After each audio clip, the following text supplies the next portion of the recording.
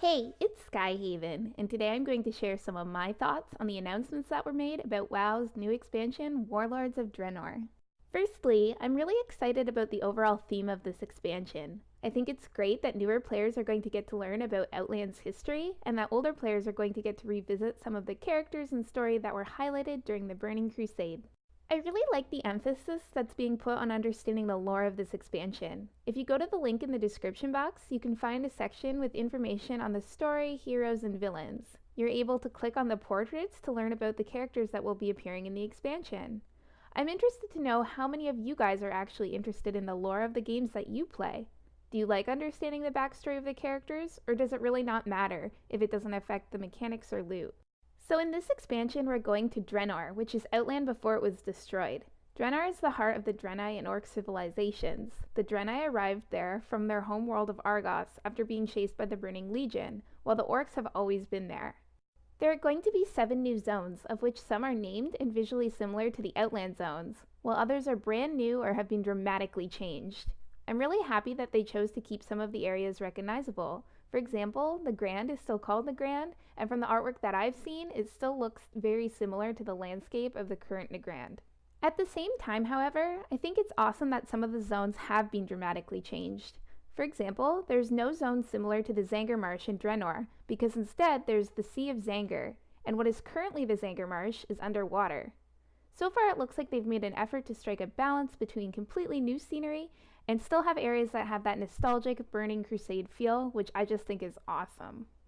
So moving on from talking about Draenor itself, I now want to talk about some of the big gameplay announcements that they made. This might sound silly, but one of the changes I'm most excited about are the inventory changes. There's going to be a new collection system that is account-wide. Heirlooms and toy items are going to have their own UI and collection information, much like the current mount and pet journals. Since these collections are account-wide, it means that you will be able to log onto an alt and select any heirlooms that you have and use them, without having to go searching through all of your toons to find them. Also, heirlooms are now going to be truly account-bound, and we will be able to use them across realms. This will be awesome for people who make toons on other servers and who want to level up fast to play with their friends. Quest items will also no longer be held in your bags, but will rather be moved to a quest UI.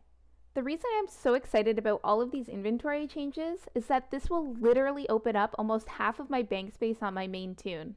The only bad thing that I can see happening with this new inventory system is that it might be a huge time sink and feed on everyone's completionist tendencies who want to complete all the collections.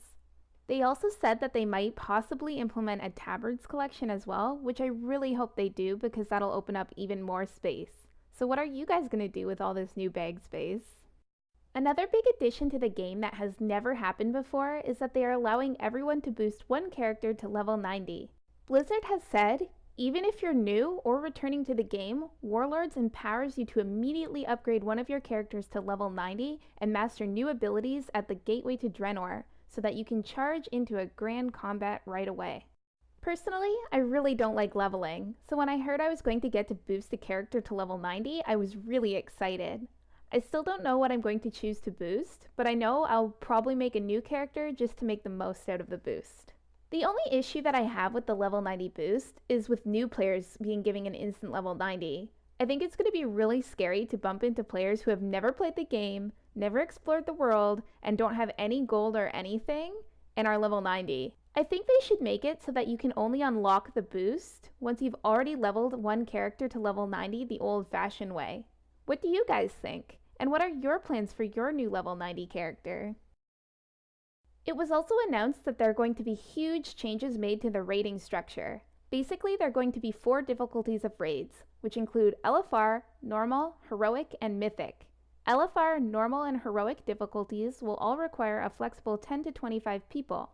Mythic raiding, which is the most similar to the current Heroic raiding, will now require a solid 20 people.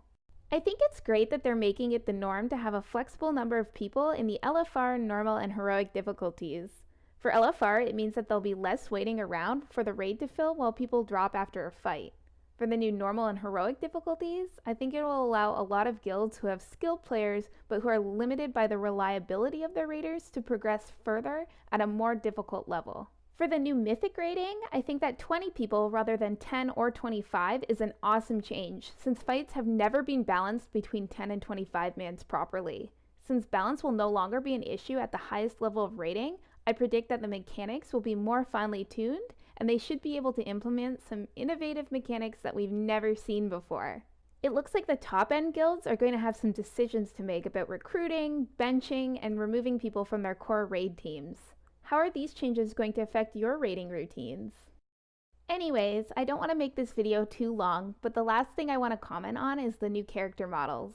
This came as a huge surprise to me. I never really thought about character model upgrades as being something that WoW really needed, but after seeing the new models, I think it's definitely a positive change. So far they all look great. The race that I'm most excited about seeing the changes for is, of course, the female Night Elves. What character model are you most excited about seeing the changes for? There was so much information that was released at BlizzCon about the new expansion, so I haven't covered nearly everything, but I hope you've enjoyed hearing my thoughts on the announcements that stood out to me.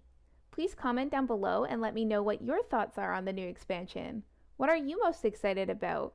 Is there anything you don't like being added or changed? Let me know. Thank you so much for listening. I hope you enjoyed this video, and if you did, please like, share, and subscribe for more WoW videos.